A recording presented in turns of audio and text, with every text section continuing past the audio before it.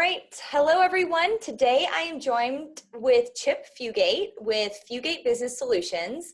And today's interview is about giving our audience an insider view on you, Chip, and what you do and why you do what you do. So, Chip, how are you today? Fantastic. Thanks for asking. I feel good, ready to go. I wanted to be able to get this out to everybody so that they understand a little bit more about Fugate Business Solutions. Yes, I love that, and I couldn't agree more. So thank you for your time in advance. Before we head into it, I thought we should start by giving the audience some background about you and your business. So do you want to give us an overview of Fugate Business Solutions, and then we can go into the questions? Sure, sounds good. Basically, we started back in 1999 after running several businesses of my own with family members. We figured a lot of things out, of course. I think cutting my teeth as an entrepreneur very young, I found that there were a lot of things that I didn't know about business, and I had to learn many of them the hard way. Fortunately, I was able to connect with a bunch of people that were able to give me some great advice over the years. But in 1999, it was like this switch that clicked on for me that said, you know, there's a lot of people constantly asking me about, well, how do I deal with payroll, or how do I deal with my bookkeeping, and how do you keep up with all of these things that are going on in a business day to day, and at the same time do what you're just trying to do, and that's run your business, whether it be an auto mechanic or a restaurateur or whatever it may be. So we began the business by offering what we would call a strategic review, and just saying, let's take a look at what you're currently spending on things like payroll. Your payment processing, for example, is another big thing that businesses deal with daily. Their standard bookkeeping, even loans. A lot of small businesses take very simple loans and things like that that way overpay for loans and don't realize that they're doing it because they just needed the money. And then, of course, probably what has evolved out of all of this, taxes. And we really got into looking at people's taxes and learning to teach them how to plan for what they're going to owe, because one of the biggest business and small business killers is unassumed taxes that just pop up when you didn't need them to pop up, and you all of a sudden owe a whole bunch of money, and really you're looking at your accounts going, where am I going to get this money from? Why didn't I plan better? And so because of this, these are all problems I had. This is not like, you know, I invented anything. This is stuff that I experienced, and I started sharing it with friends of mine, and we sat around in these little round tables and discussed it. And I said, you know, boy, if somebody had those answers when I was starting out, I'd have paid that person just to talk to me, hey, tell me what to expect. What am I looking for? And as it progressed, we got into some value-based things like planning 1, 5, and 10-year plans with people. How are they going to actually get by, and what are they trying to accomplish over the next multitude of years in their business? Why did they even start their business? You look at the gentleman that started something as simple as the Starbucks coffee. Okay, you look at the gentleman that started Starbucks coffee. Everybody thinks, oh, the guy wanted to sell coffee. No, actually, the reason that he started Starbucks was to provide a business that offers health care to their employees, and so that all their employees would have health care. That, to me, is a great, unique identifier for a business. But unless you're making that a part of your plan and understand how it's going to be provided for within your business plan, you're probably going to fail. So those are the things that we started doing. We started talking to people that wanted to, hey, look, I have this idea, but how do we make it work as a business? And so that's where we've sort of evolved from and where we came to. And a little bit about us, myself, my son, who's an engineer who also works with us on a consulting side, and my wife, who has been doing bookkeeping for about 5 years. So. Oh, wow. I think that's so cool. I'm so appreciative of you sharing all of that too. It really helps give a full picture of where you guys came from. That's awesome. So let's kind of move towards your customer. Who is your target customer? Well, I jokingly always tell people, my target customer is the person that wants to pay zero tax. And, and it's not hard to recognize that everybody probably would like to pay zero tax. If not, again, God bless you for what you do. But I know I'm one of those guys. I've always wanted to pay zero tax. I always look at that. But really, that has become a real focus of mine. How much is a customer paying right now in tax to all venues, whatever it may be, whether it be sales tax, whether it be a regular profitable tax from your earnings or whatever.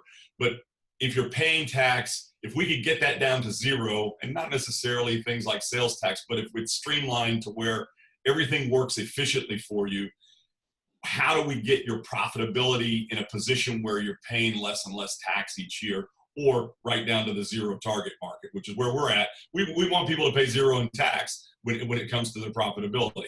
If we can accomplish that, we've found that most people, the one stress point is that every time they look at a tax bill, they go, well, how can I get this down a little further? Whatever, it doesn't matter what it is. They want to know how to get it down. Oh yeah, absolutely. So when we look at clients, those are the people that we actually target, because our tax planning is designed to work with them monthly and say, here's where you're at right now. This is what you would be paying if you were to file your taxes today. How do we adjust that, or where do we take advantage of the tax code to benefit you and pay less in tax at that point? Fantastic. Awesome. So what would you say you're most known for? What makes you unique in the industry compared to others? Well, I know that this can be very simple, but I take a very personal approach to what I do. And the one thing that we've been known for is not having you go through a channel of people to get to someone that can help you make decisions. Our goal is to work with you one-on-one, dealing with people like myself, in the sense that you can pick up the phone and call me, you could text me, you can instant message me, and to be able to get to the person that you need to actually talk to is very difficult in many of the setups that I've seen. A lot of systems all have these people in place that do all the what I would call the grunt work. But in the end, I'm not looking at speaking to a grunt. I need to talk to somebody that can solve my problem. Mm-hmm. And so our goal was put people in place that can make decisions for someone, help them dramatically right now, and let's solve problems right now, as opposed to putting them off and, we'll call you back, or I'll have someone call you back. We try not to do those things. And so that's become kind of our calling card, is that we're accessible. And the accessibility element is probably the biggest benefit we offer. Well, that is huge, because everybody is used to kind of instant gratification. That's why robotic chatbots on websites are huge. But that is, I think, a huge differentiator, which not very many people even have the bandwidth to do that. So the fact that you're able to do that, I think, is fantastic. So definitely. Awesome.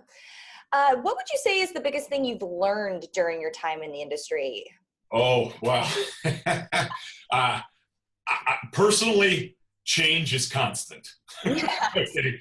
That is a big thing. Okay. And I think probably to just tag on to that, just when you think you have everything operating at its peak efficiency, that's actually when you need to change. And I think that more so is what people don't recognize. I think that a lot of times people get to the point where they say, I've got this all down. Everything seems to be running smoothly.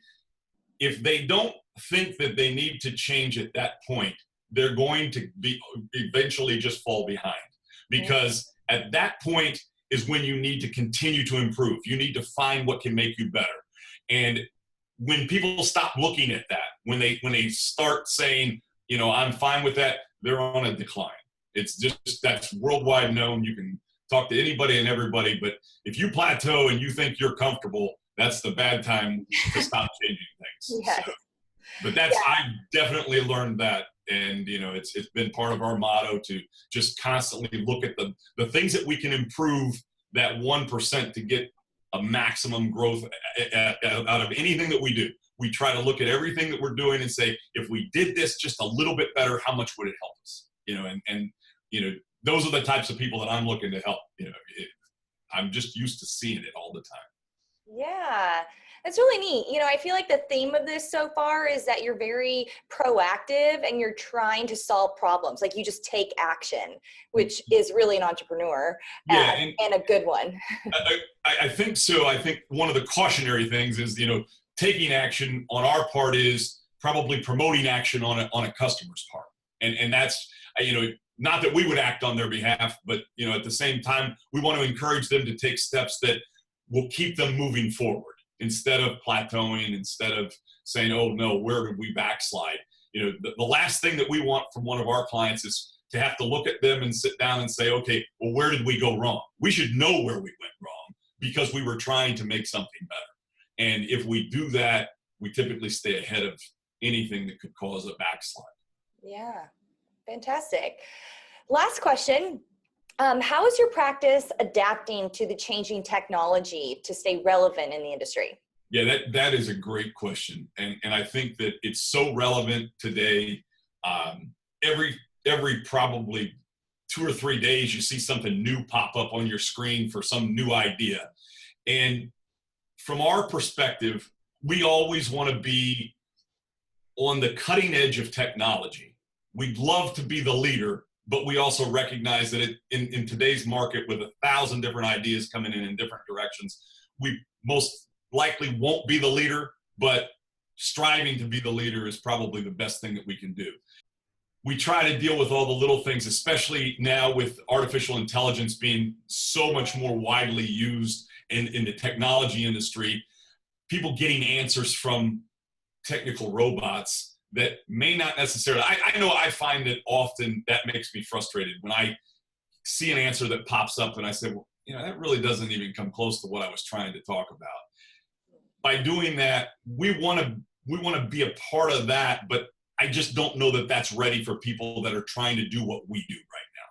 People need solid answers that are right there, that we have access to all the information that's current, or to be able to do a lot of virtual things.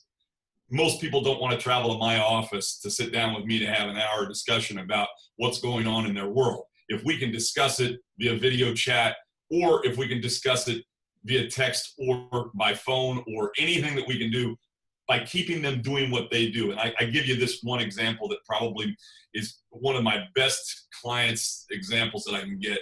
I have an auto mechanic that is a machine when it comes to really working and turning out cars, okay? He's great at it.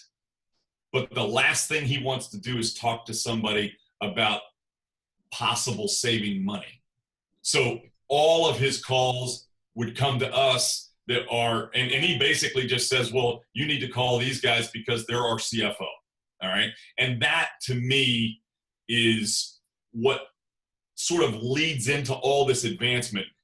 People are, if they can stay focused on what they do and the advancement in their field, they'll constantly become better. We're constantly trying to become better at what we do to support the small business owners out there that don't have the time to do what we do. And if we do that, then our role is constantly evolving, just like their role is constantly evolving. Hence, we evolve together. And by doing that, that's what we're trying to do to keep up with the technology. Just the evolution of everything evolves around everything that everybody's doing in their individual field. And we just want to be the best at it in our field. Absolutely. I couldn't agree more with that. Well, Chip, thank you so much for taking the time to chat with me today. I definitely trust that this will give our viewers insight into Fugate Business Solutions. So thank you so much. Thank you very much. I appreciate you hosting me.